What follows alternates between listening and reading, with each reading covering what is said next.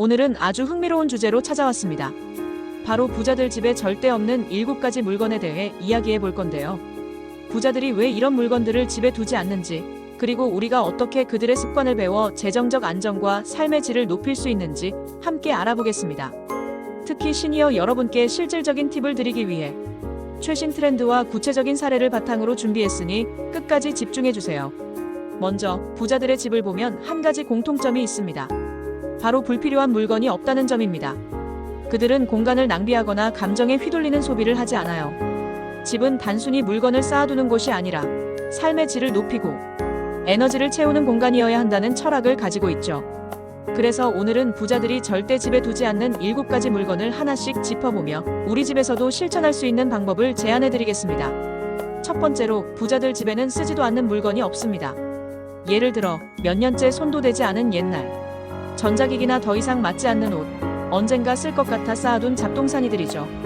이런 물건들은 공간만 차지할 뿐 아니라 우리의 마음까지 어지럽게 만듭니다. 부자들은 이런 물건들을 과감히 정리하며 여백의 미를 유지합니다. 시니어 여러분도 집안을 둘러보시고 1년 이상 사용하지 않은 물건이 있다면 과감히 버리거나 기부해보세요. 두 번째는 지나치게 과시적인 장식품입니다. 부자들은 집을 남에게 보여주기 위한 공간이 아니라 자신과 가족이 편안하게 머무는 곳으로 여깁니다. 그래서 값비싼 장식품이나 유행에 맞춰 산 화려한 소품들은 찾아보기 어렵죠.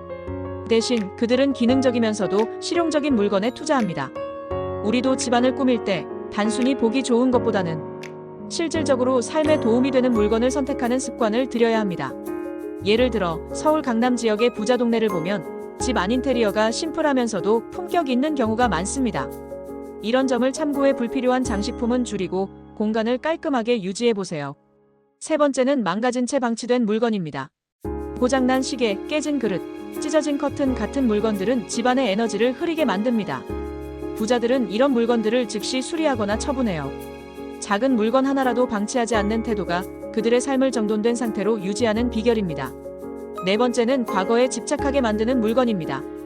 옛 연인의 선물, 더 이상 필요 없는 오래된 서류, 지나간 시절의 기념품 같은 것들이죠. 부자들은 과거를 소중히 여기되 그것에 얽매이지 않습니다. 그들은 공간을 미래를 향한 에너지로 채우기 위해 불필요한 추억의 물건을 정리합니다. 우리도 집안에서 과거를 떠올리게 하는 물건들을 정리하며 현재와 미래에 집중하는 마음가짐을 가져보는 게 중요합니다. 특히 시니어 세대는 자녀들이 독립한 후 남은 물건들을 정리하는 과정에서 이런 물건들을 많이 발견하실 텐데요.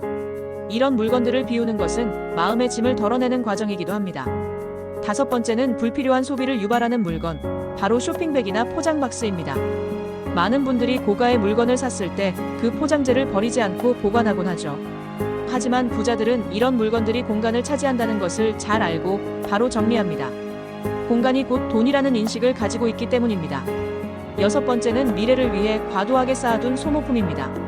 부자들은 코스트코 같은 대형마트에서 대량으로 물건을 사서 쌓아두는 일을 피합니다.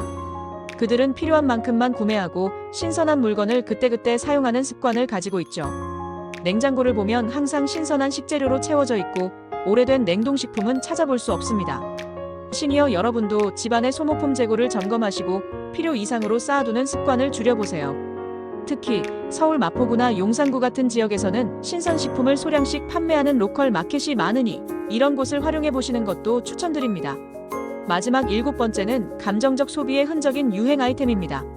부자들은 유행에 휘둘려 옷이나 가방, 전자기기를 충동적으로 구매하지 않습니다. 그들은 물건을 살 때 지속적인 가치를 고려하고 자산이 될 가능성이 없는 소비는 최소화합니다.